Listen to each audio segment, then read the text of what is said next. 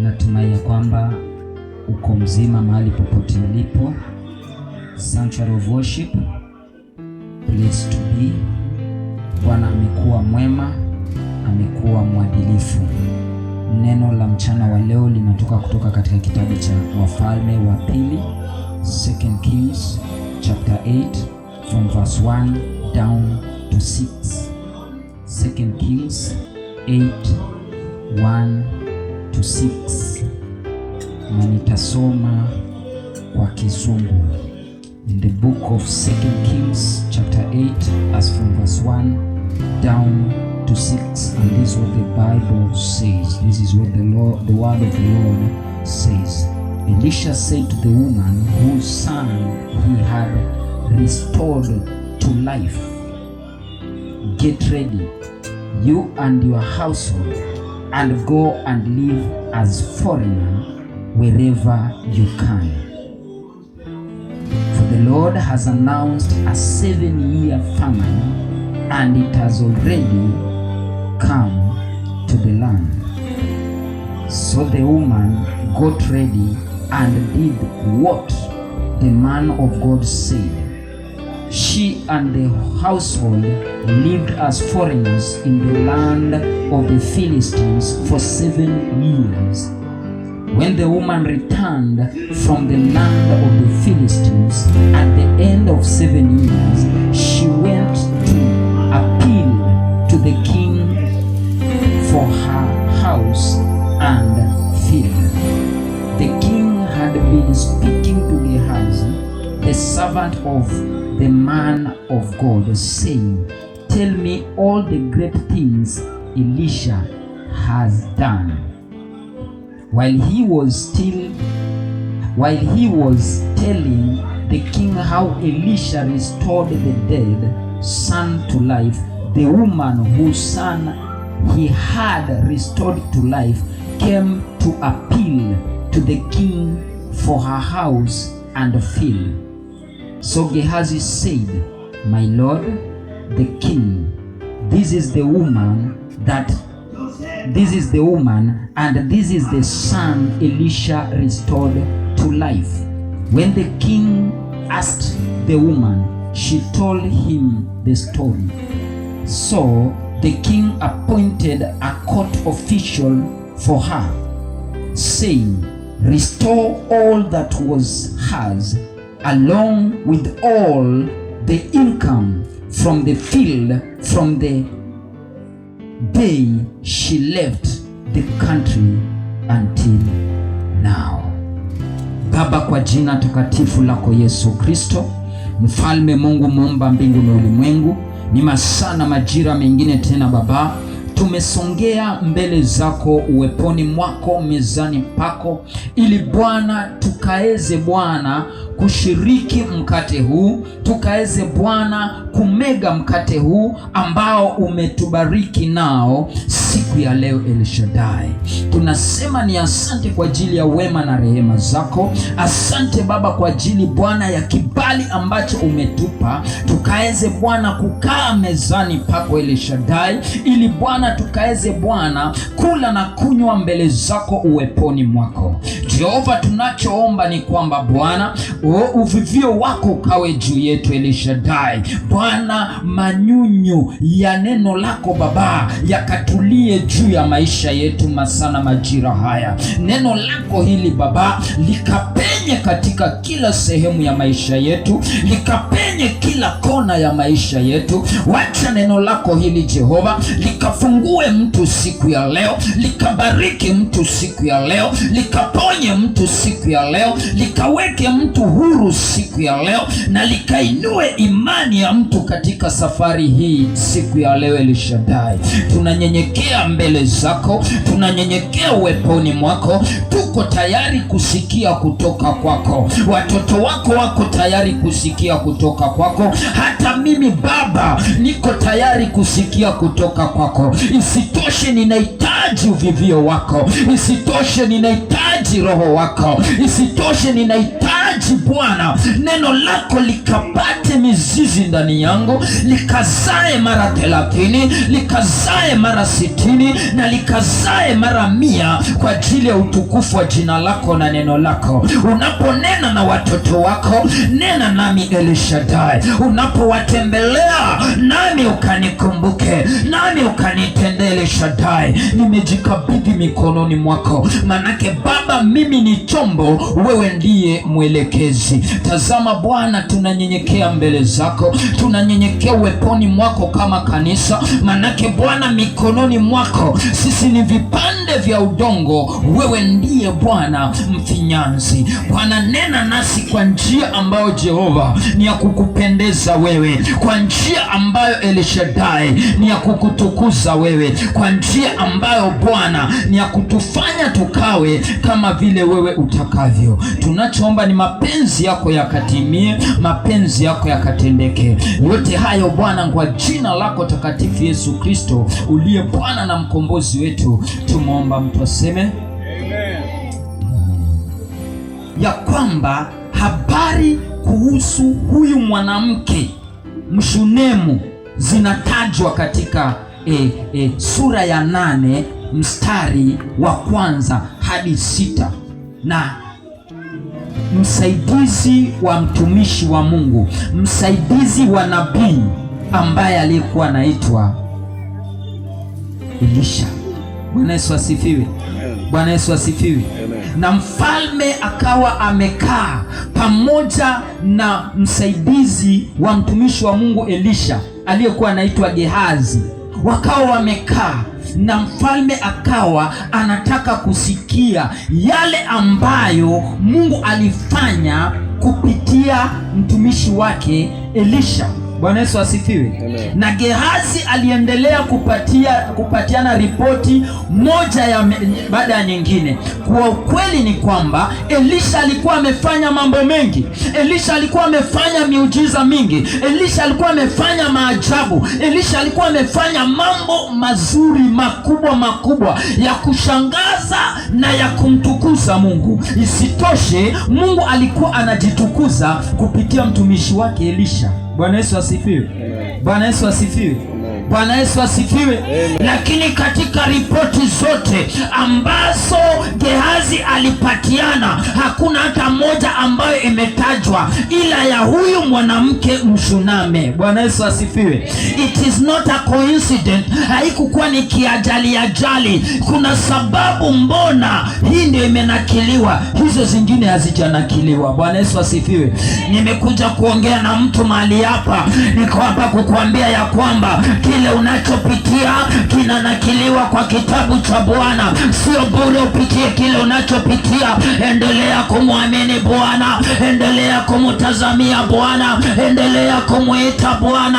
Huo mlima ambao umekukumba, rekodi inachukuliwa, kuna kumbukumbu inaandikwa, na siku itafika Bwana atakukumbuka. Siku inafika Bwana atatuma watu wa kusimama nawe. Siku itafika Bwana atatuma watu wa kukutetea. Siku itafika Bwana atasimamisha moto kwa sababu yako.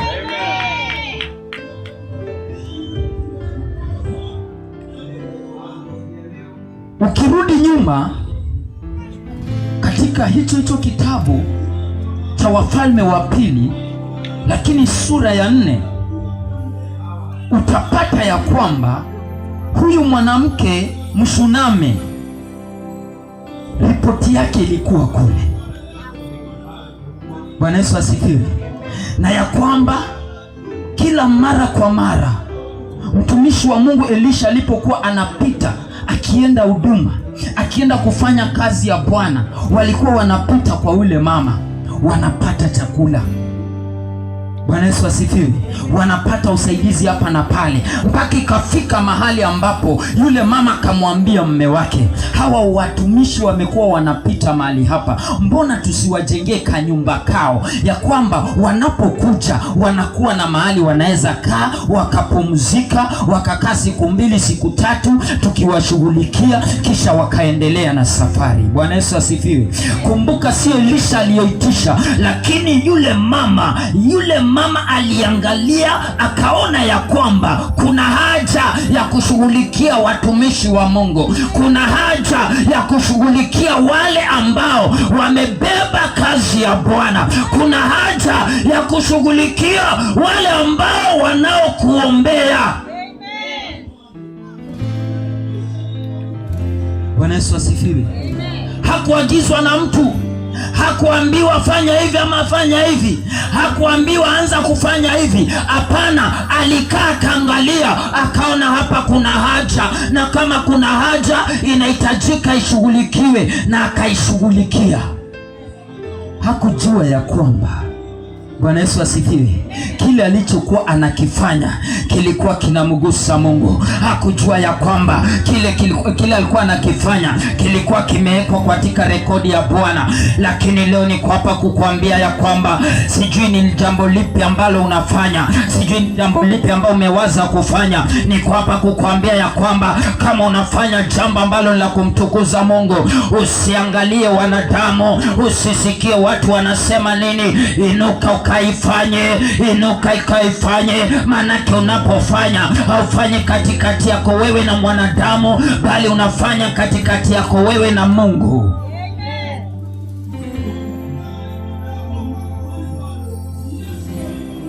Katika hiyo sura ya 4 tunapata ya kwamba huyu mwanamke alipofanya vile, Elisha alikaa na Gehazi. Elisha akamuuliza Gehazi, huyu mwanamke tunaweza mfanyia nini kama shukrani? Gehazi akasema, my lord, servant of God, nimeangalia kwa kweli kila wakati tukikuja na kwa ule muda tumekaa hapa, nimeangalia, nimegundua kwamba hii familia hawajabarikiwa na mtoto. Bwana Yesu asifiwe. Hii familia hawajabarikiwa na mtoto, licha kwamba walikuwa na mali, licha kwamba walikuwa na fedha, licha kwamba walikuwa wanajiweza, hata walikuwa wanaweza kukaribisha strangers na wakawa sawa kwao kwa masiku na masiku, hata wakajitolea wakawajengea kanyumba ili wawe wanapata mahali pa kukaa, lakini hawakujaliwa kupata mtoto. Bwana Yesu asifiwe. Na neno linasema ya kwamba na Elisha akamuita Mungu, akamuomba Mungu afungue tumbo la yule mama, na Elisha akamwambia, hakika utabarikiwa na mtoto. Na ilipofika mwakani, yule mama alipata mtoto, alibarikiwa na mtoto. Bwana Yesu asifiwe. Bwana Yesu asifiwe. Lakini ukiendelea utapata kwamba kuna siku ambayo yule mtoto alianza kuumwa na kichwa vibaya, na aliumwa na kichwa, akaumwa na kichwa hadi akafariki. Bwana Yesu asifiwe. Bwana Yesu asifiwe. Alipofariki yule mtoto, alipofariki yule mama alimlaza, akatoka akaenda kumtafuta Elisha. Alipokuwa anakuja, Elisha alimuona kwa mbali, akaona vile anakuja na punda wake. Elisha akamwambia Gehazi, hebu enda kakutane na ule mama umshughulikie. Gehazi alipofika akamuuliza, akamwambia, mimi ninataka kumuona Elisha. Bwana Yesu asifiwe. Nina haja na Elisha, si wewe. Bwana Yesu asifiwe. Bwana Yesu asifiwe. Akapita akaenda mpaka kwa Elisha. Elisha akamuuliza, kuna shida gani? Akamjibu Elisha, all is well, kila kitu kiko sawa, lakini naomba twende nyumbani. Kufika nyumbani ndiye anamwambia, mimi sikukuitisha mtoto, mimi sikusema ninataka mtoto, kwa kuwa yule mtoto ambao uliomba nikabarikiwa nayo imekuwa ni uchungu kwangu, amefariki. Bwana Yesu asifiwe. Bwana Yesu asifiwe.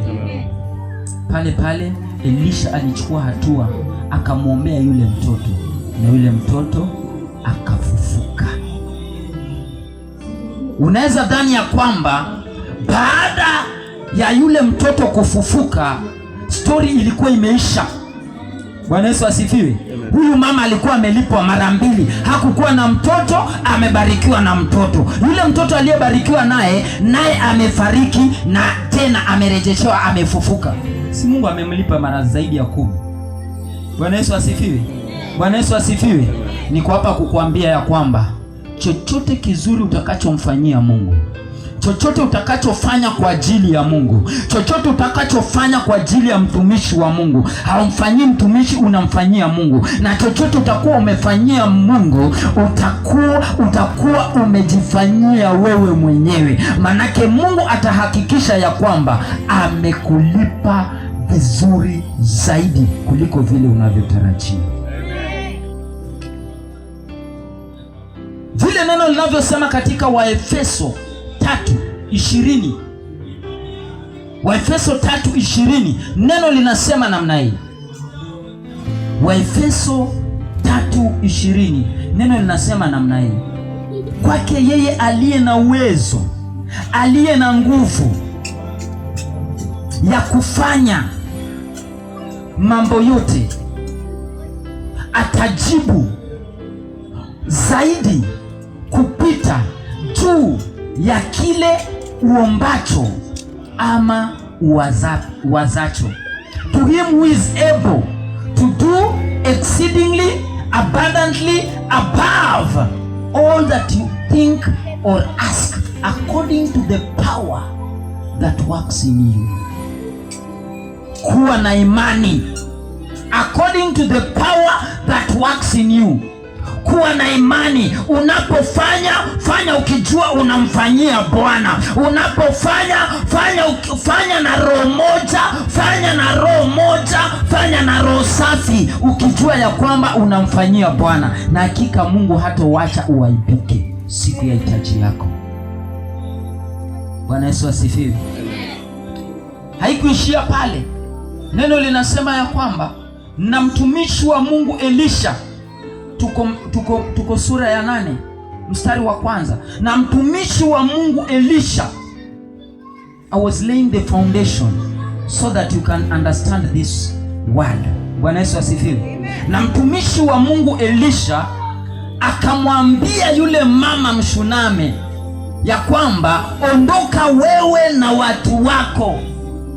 Bwana Yesu asifiwe. Mwende kwa nchi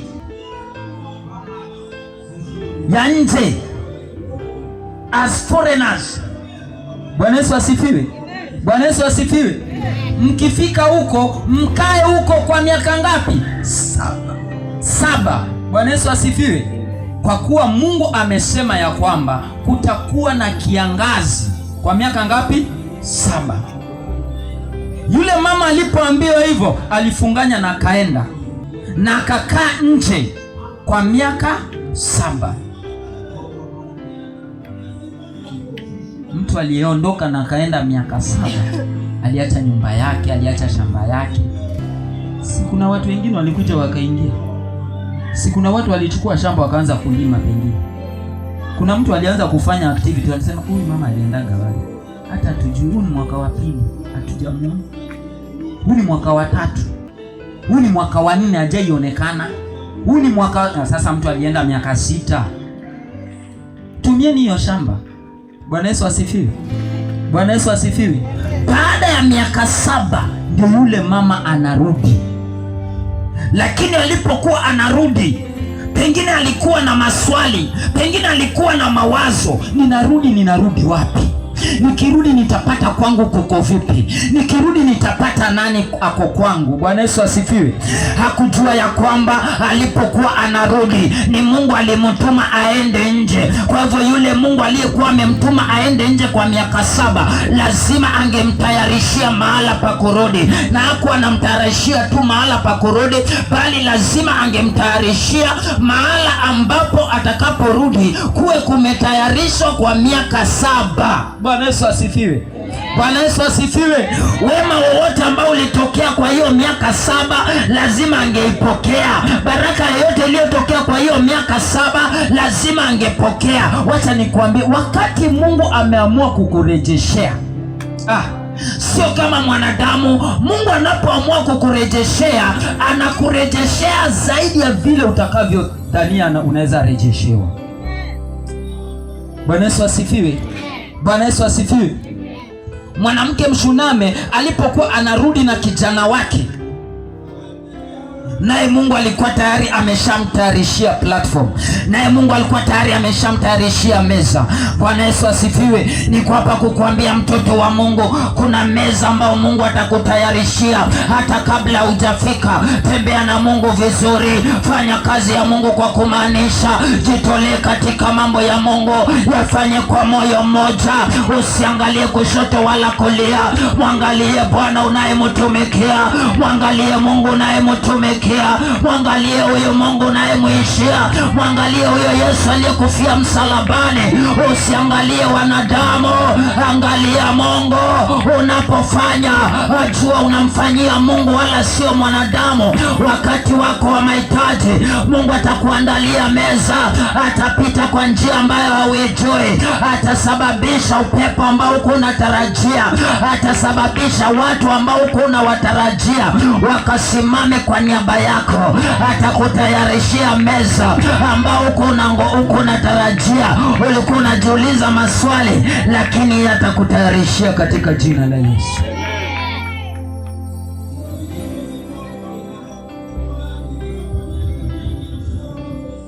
Na neno linasema ya kwamba, na mfalme akamuuliza Gehazi, akamwambia Gehazi, mimi nataka unihadithie, unipatie hiyo story, unipatie hiyo information ya huyo mwanamke ambaye mtoto wake alifariki na akafufuliwa. Bwana Yesu asifiwe. Unaweza kuwa umesaulika na watu. Ninasema hali yako inaweza kuwa ni story kwa wengine, hali yako inaweza kuwa ni hadithi kwa wengine. Unaweza kuwa umesaulika na watu, mpaka watu wanakaa wanataka kuelezewa vile ulivyokuwa unakaa, vile hali yako ilivyokuwa, yale uliokuwa unapitia. Liko hapa kukuambia ya kwamba kama wanadamu watakuwa wamekusahau, Mungu hawezi akakusahau. God can never forget about you. Watu wanaweza sema wewe ni story, lakini mbele za Mungu you are not a story, you are the real deal. Wewe ndio mpango wa Mungu, wewe ndio mawazo ya Mungu, wewe ndio mapenzi ya Mungu. Wakati ambapo watu watakuwa wanasema tunataka kusikia story yake, haitakuwa story. Mungu atabadilisha hiyo story iwe reality, na atajitukuza kupitia hali yako. Mpendo, usikate moyo, mpendo, usikate tamaa, mpendo, usivunjike moyo. Mungu wako pamoja na wewe katika jina la Yesu.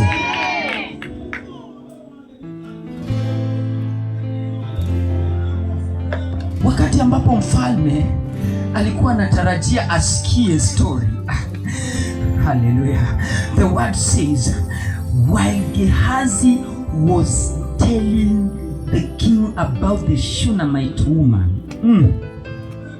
the woman walked in. Bwana Yesu asifiwe. Bwana Yesu asifiwe. Kuna timing yako na kuna timing ya Mungu. Nasema kuna muda wako na kuna muda wa Mungu. Bwana Yesu asifiwe. Yaani ikawa hii miaka 7 ilikuwa ni muda mrefu sana kwa huyu mama. Yaani ikawa hii miaka 7 ilikuwa ni muda ambayo ilikuwa imetosha apoteze kila kitu na asiwahi dai, asiwahi uliza. Bwana Yesu asifiwe. Lakini wakati wa Mungu ni wakati bora, maana yule mama aliingia wakati ambapo mfalme alikuwa anataka kusikia kuhusu habari yake, na badala asikia habari yake kupitia mtu mwingine, akapata hiyo habari kupitia mhusika mwenyewe. Niko hapa kukuambia ya kwamba taarifa yako ni Mungu ako nayo, habari yako ni Mungu ako nayo, baraka zako ni Mungu ako nayo, mlango wako ni Mungu ako nao, ufunguo wako ni Mungu ako nao, na atakuweka in the right timing. Wakati wa Bwana utakapofika, si wengine watakaofanya, Mungu atasababisha uwe mahali pale kwa wakati unaofaa, ili jambo linalofaa likaweze kutendeka katika maisha yako. They can never change it. With God it is never later.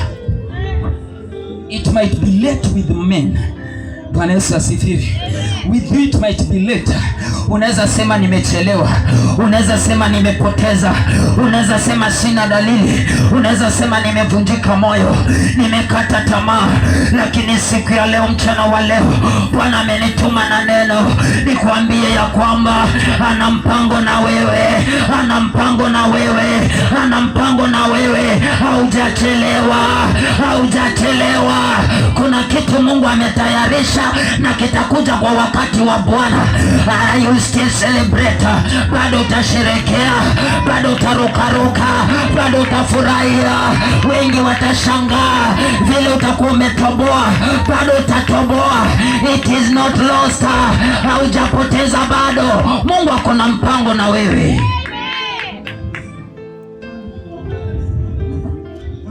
Bwana Yesu asifiwe.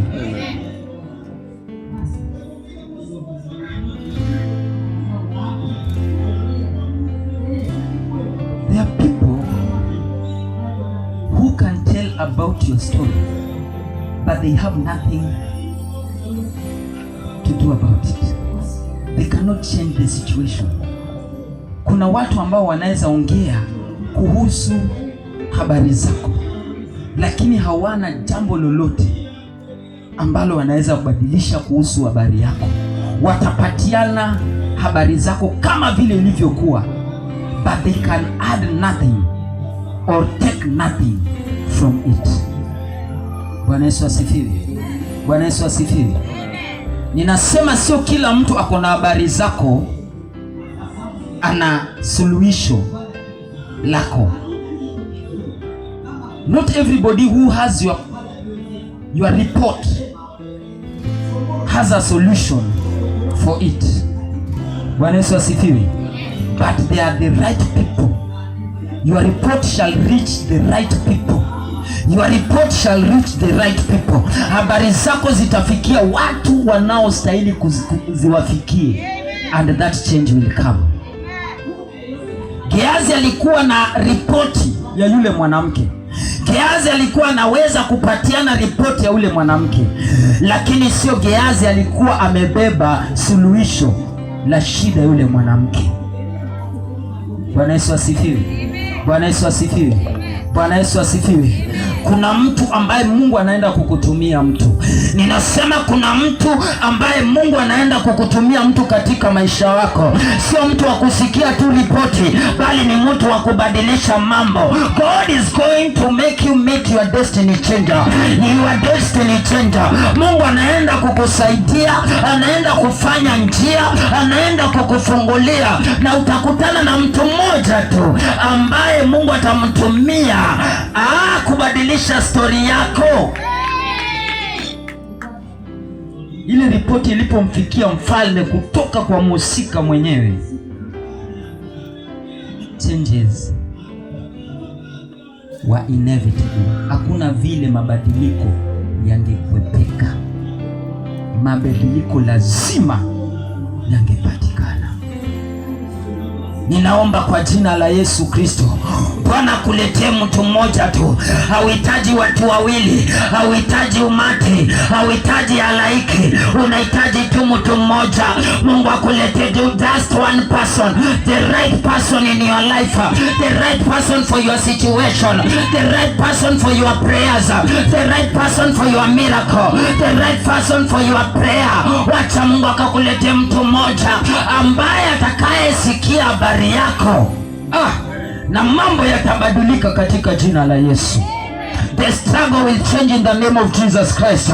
Hivyo vitu umekuwa ukipitia vitabadilika kwa jina la Yesu. Hizo pingamizi umekuwa ukikumbana nazo zitaondoka kwa jina la Yesu. Hayo masimango yataondoka kwa jina la Yesu. Kuna mlango ambao Mungu atafungua na story yako itabadilika. Story yako itabadilika. Isitoshe, your story will be better than it was before.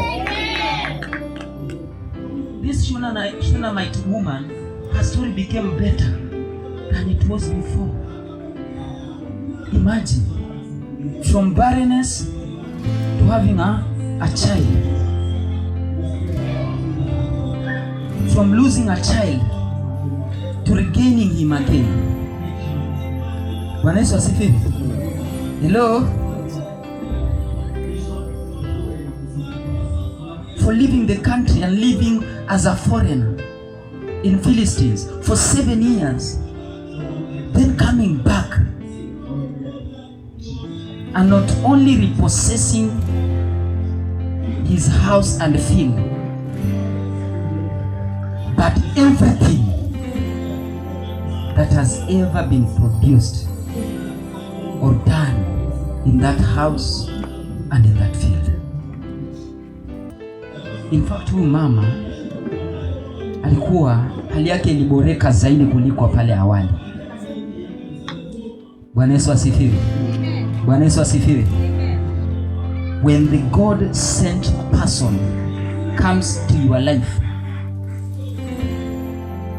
he won't only change your situation. He won't only change your story, but he'll better it up. He'll make it to be better than it was. Bwana Yesu asifiwe. Atafanya hali yako iwe bora kuliko vile ilivyokuwa. Mtoto wa Mungu, usikate tamaa. Usivunjike moyo. Usivunjike moyo. Bwana anasema katika kitabu cha Yoeli wa pili na kwamba na miaka yote iliyoliwa na nzige na tunutu, mandumandu na parare, nitaifanya nini? Nitakurejeshea. Miaka yote uliyopoteza nitakurejeshea. Machozi yote uliyomwaga nitakufuta. It doesn't matter. Haijalishi umepitia kitu aina gani. Haijalishi umepoteza mambo aina gani. Haijalishi umemwaga machozi kiwango gani. Bwana Yesu asifiwe. Bwana anakukumbuka. Nasema Bwana anakukumbuka. In the book of Malachi chapter 3 verse 16. Malachi 3:16. This is what the Bible says. And while they were discussing and sharing about the things of God, the fear of God. Bwana Yesu asifiwe. Bwana Yesu asifiwe. The Lord took notice and listened. Today God is taking notice and is listening to your heart. Fungua moyo wako. Usifanya moyo wako kuwa mgumu.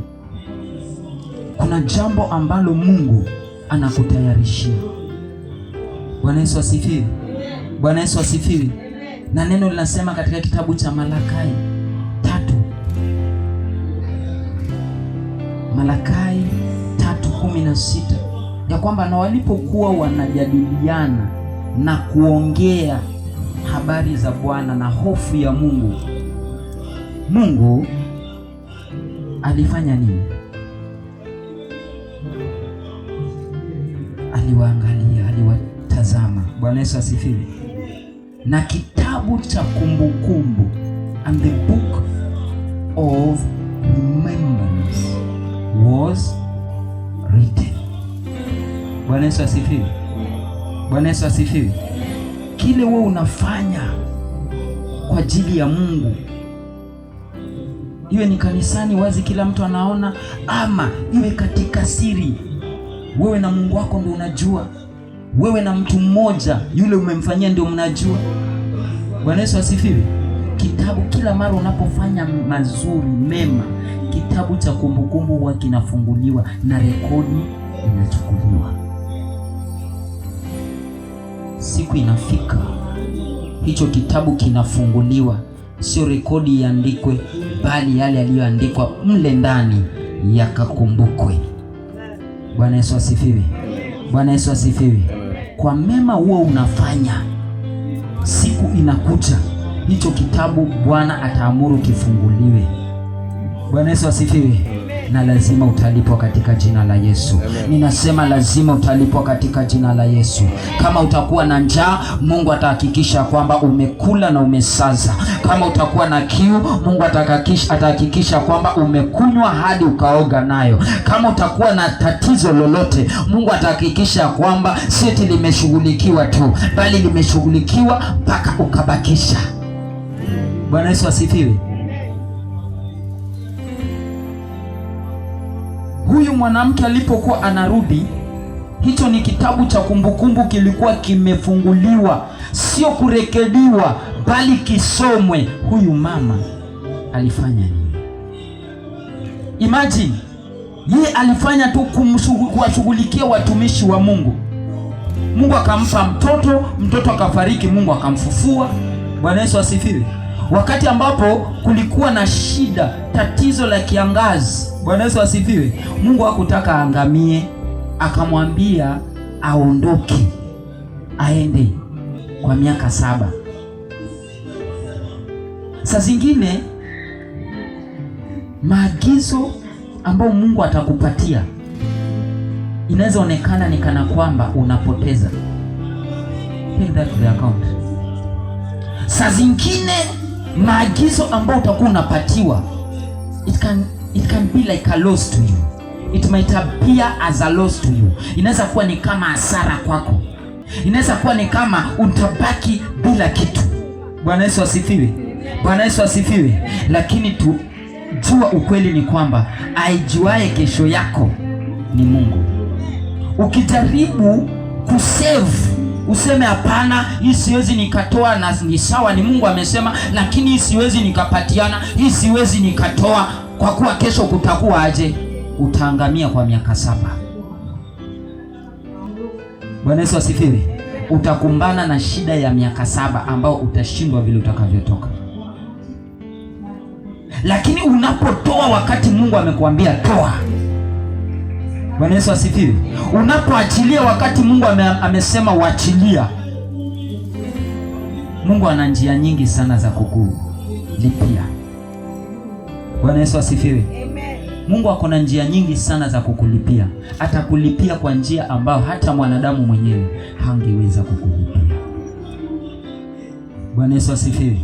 Neno linasema, na yeyote atakaye, and anyone that shall save his life, they will do what? They will lose it. But anyone who loses his life for the sake of the kingdom of God, they shall find it. Bwana Yesu asifiwe. Bwana Yesu asifiwe. Mpendwa, sikia sauti ya Mungu. Tii na ufuate sauti ya Mungu. Utakula mema ya Bwana katika nchi ya walio hai. Bwana Yesu asifiwe. Bwana Yesu asifiwe. Bwana Yesu asifiwe. Takatifu wa Israeli, Bwana Mungu uketie mahali pako pa juu, na kushukuru Bwana kwa ajili ya neno ambalo umetutumia mchana wa leo. Asante, manake Bwana limekuwa ni neno la baraka, limekuwa ni neno la kutuinua, limekuwa ni neno la kutuisha. Sifa, utukufu, heshima, mamlaka na ukuu yote Bwana tunarejesha kwako. Pokea kwa kuwa unastahili, pokea kwa kuwa unapaswa kupokea. Yote hayo Bwana, kwa jina la Baba, la Mwana na la Roho Mtakatifu, Yesu aliye hai, tunaomba na atakuamini. Amen. Pigia Bwana Yesu makofi.